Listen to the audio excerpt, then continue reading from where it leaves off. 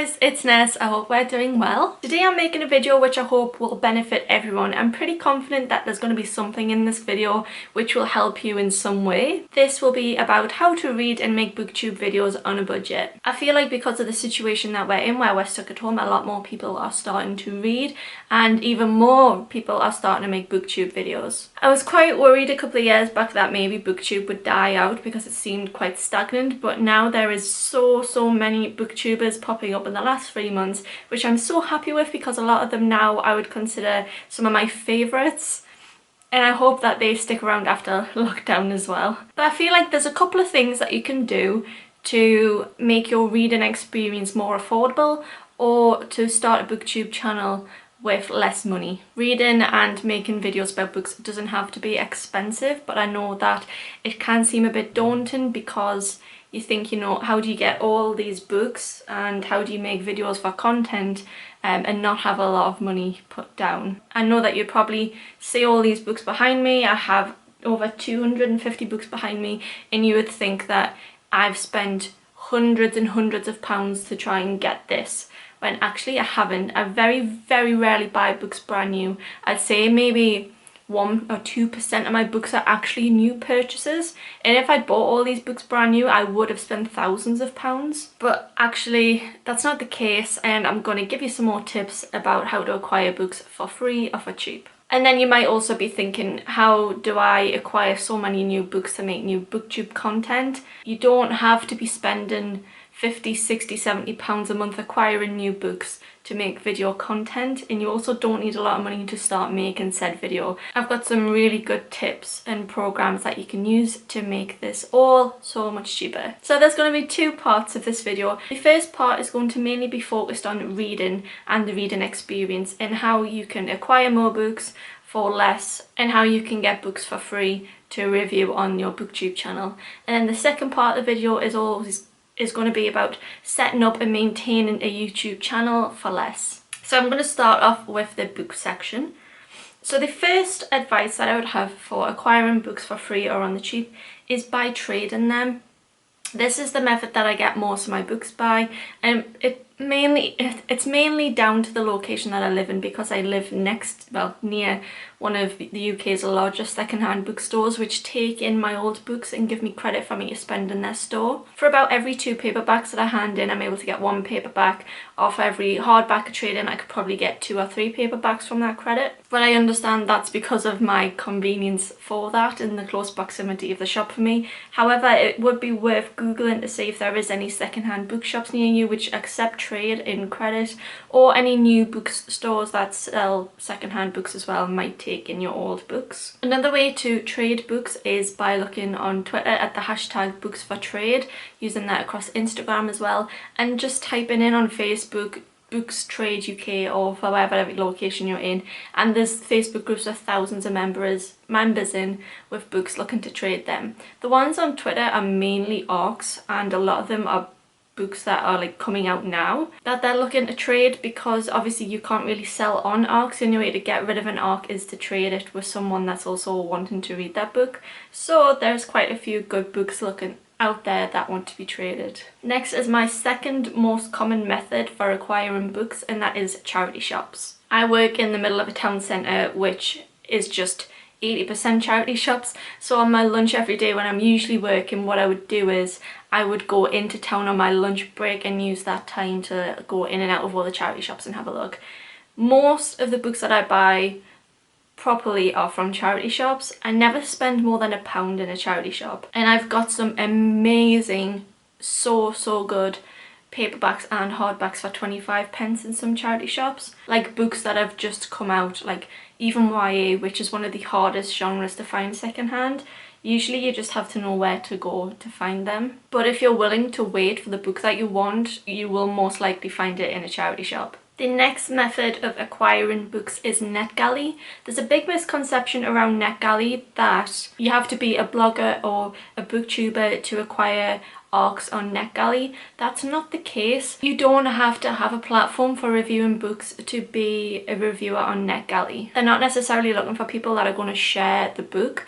and give it a lot of publicity. They're just trying to build up their reviews on Amazon and Goodreads. So as long as you're willing to give them a review, they're going to give you this book. There are so many good books on Netgalley. I would highly recommend you just going and having a look. They do sometimes look at the reviewer feedback ratio. So say someone with 100,000 followers and someone else with no platform whatsoever. If the person with 100,000 followers doesn't have a good feedback ratio, like they're getting them approved and not reading them and not leaving reviews, but the other person is more likely to read this book and leave them a review, they will give it to that person over the one with the larger following. A quick way to build your feedback ratio is by going on the graphic novel section, and I'm going on the read now section for graphic novels, and just giving them a quick read and then reviewing them, and that's going to be building your ratio. You will need the Amazon Kindle app to accept these ARCs. However, that doesn't specifically mean that you need to buy an Amazon Kindle, which can be quite expensive if you have an iPad. I mean, I use the first generation iPad mini, which I've had for about 8 years, and I just use that purely for the Amazon Kindle app because I'm not going to buy an Amazon Kindle. But you can also get the app on your phone as well.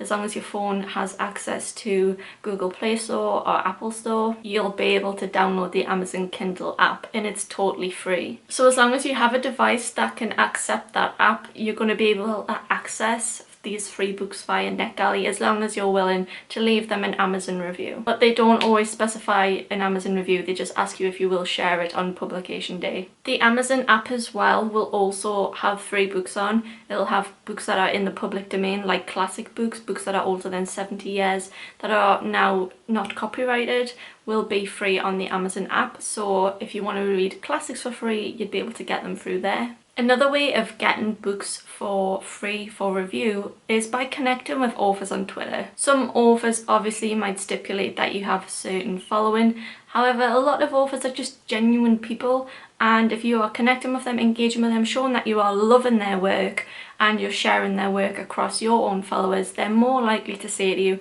look, do you also want this book that I've written to review and to see what you feel about it. That's happened to me a couple of times, and I've been really grateful for the times that that has happened, but I'm not obliged to review them. I've just been sent them because I enjoy their work. So now that you've acquired all these books and you want a nice backdrop for your reading room or your Booktube videos, I would highly recommend these shelves that I have. These are the Gersby shelves by Ikea. When I got them, they were £12 each. I've had them for 6 years now and they've never given up on me, and I've moved so many houses. I feel like they're much better value than the Billy bookcase. The Billy bookcase is taller, but I don't know if you necessarily get more shelves with that. If you are, you're only missing one, or if it's just the difference in the height of the shelves. But these work for me absolutely fine. I absolutely love them. I think now they're a bit more expensive. I think they're now about 16 or 17 pounds each, but that's still better than paying, I don't know, £40 for a Billy bookcase. Or if you're happy getting a second hand one, why don't you try the Facebook Marketplace and have a look for bookcases on there in your area? Or Gumtree as well. So those are some tips on having books and acquiring books and setting up sort of like a reading area and a reading space.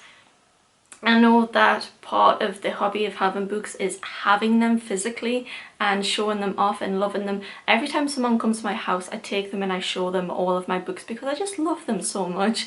So it looks like I've spent thousands, but I've genuinely not. I've only probably spent about £300. And also don't forget to check out the libraries in your area. Libraries now aren't what they used to be. I feel like the libraries now exist in this century.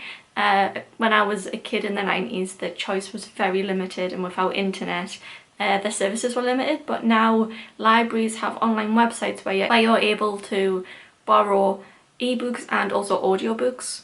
My library personally doesn't have a lot of audiobooks. It only has about 90 across the collection.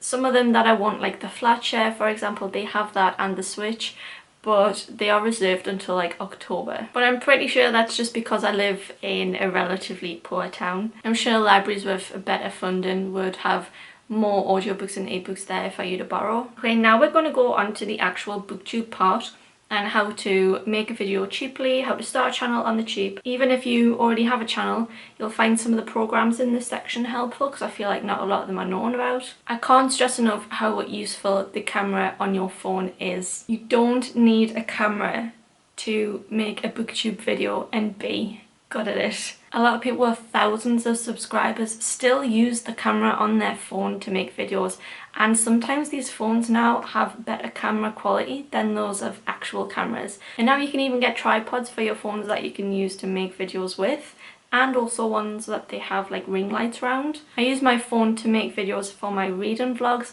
and I have no problem with it at all, and I know that if I got a ring light it would increase quality, but for now I just feel like it does the job. And I also have no audio issues either. Sometimes I find that they're a bit quiet in an edit and I need to increase the volume to match that of my camera. The editing software that I'm going to tell you about would be able to do that for you, no problem. I personally don't use a DSLR, even though I would like to because I have a camera, but I didn't buy the DSLR for video purposes. I bought that because I like photos and photography. The fact that I could use it to make videos was just a perk, although I'm yet to use it to make videos because I broke it. The camera that I actually use is the Sony a5100. It has a flip out screen at the top that I'm using to see myself and make sure that it's still recording, because this camera has a habit of overheating quite a lot. I think this camera was about £400, but I did buy it 5 years ago purely to take on holiday in Mexico, and it's been all over the world with me since. So I definitely feel like I've had my money's worth out of it. Another camera that's a bit cheaper is the Sony RX100, which is about £300. I'll leave the links to anything in the description for you to look at on Amazon if you want to, but I would highly recommend that you don't purchase a camera until you watch YouTube videos. Just put the model of the camera in and then put video test afterwards, and you'll find a range of people comparing the video quality to others. But I don't use a microphone, I don't use a ring light, and I feel like it's okay. I've had no complaints. The only problem is I shoot next to a window to make up for the fact that I don't have a ring light, and sometimes, like in this video, the lighting is inconsistent. We're seeing this now. But I just didn't want to spend the money on a ring light. So the next two recommendations I'm going to make are probably going to change someone's life. The editing software that I use is called Davinci Resolve. This is a free program. I did try out a trial for Premiere Pro by Adobe, which is what most people use, and I just didn't like it. I much preferred Davinci Resolve. I have a Windows computer, and I used to use Windows Movie Maker 5 and 6 years ago, but then I took a break from YouTube, deleted most of my videos and came back, and that no longer exists. So there's not a lot of choice for Windows computers for video editing software that are free. I don't know how I came across Davinci Resolve actually. I'd never ever heard of it before, but it is quite advanced. There is some features that you have to pay to use, but I've just used it primarily free. I've used effects. This is how I put pictures in my videos. So when I'm talking about a book which I've had on my iPad, which I've downloaded as a Kindle, I've been putting the image here. You're able to layer sounds across the videos and put titles in, and I can do everything that I would need to make a YouTube video. There's nothing that I feel like I'm missing by not using this program, so I would highly recommend it if you don't want to commit to monthly payments for an editing software, to look at Davinci Resolve. And finally, a replacement for Photoshop, which I used for absolutely years and I would continue to use had I not bought Photoshop for my photography purposes, is Paint.net. Paint.net is a free photo editing software which does everything that Photoshop does. I swear down, it's absolutely the same. It's just a bit of a different layout. For making thumbnails for free, this would be my absolute go-to program. It is an advanced photo editing system that you can do anything that you would want for a thumbnail on. There is nothing that an Adobe subscription couldn't give you outside of Davinci and Paint.net that you wouldn't need for a YouTube video. So that's it from me this week. This is my only video this week, but I've just been really enjoying reading, so that's what I've been prioritizing. And also, if I don't read, I've got no content for book talk coming up. I hope everyone is well, and I'll see you in the next video. Bye!